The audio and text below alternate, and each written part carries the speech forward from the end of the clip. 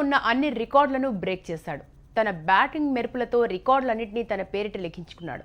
దిగ్గజాలకు సైతం సాధ్యం కాని ఫీట్ నమోదు చేసి వారి నుంచే శభాష్ అనిపించుకున్నాడు.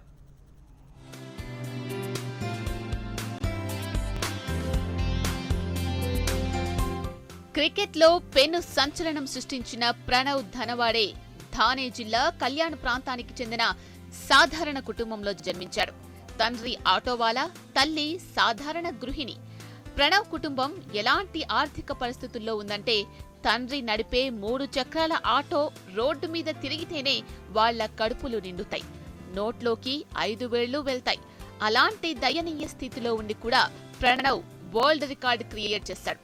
ప్రపంచమంతా తన వైపు తిరిగి చూసేలా ఫీట్ సాధించాడు.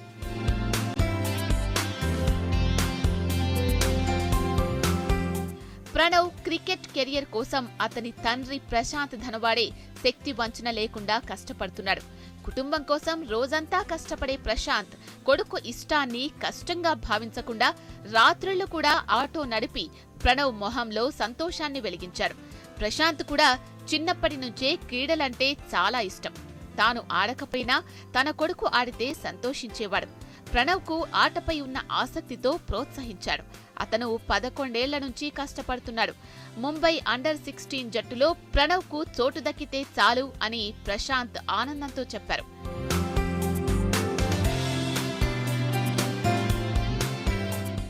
ఐదేండ్ల ప్రాయంలోనే క్రికెట్ బ్యాట్ పట్టిన ప్రణవ్ అంచెలంచెలుగా ఈ స్థాయికి ఎదిగినట్లు అతని కోచ్ ముబిన్ షేక్ చెప్పాడు.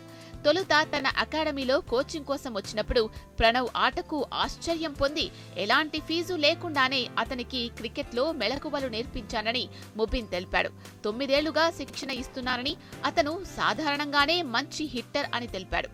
అండర్-16 స్థాయికి సరిపోయేలా నిబంధనల ప్రకారమే ఈ మైదానం ఉంది కాబట్టి రికార్డుపై సందేహాలు అనవసరమన్నారు.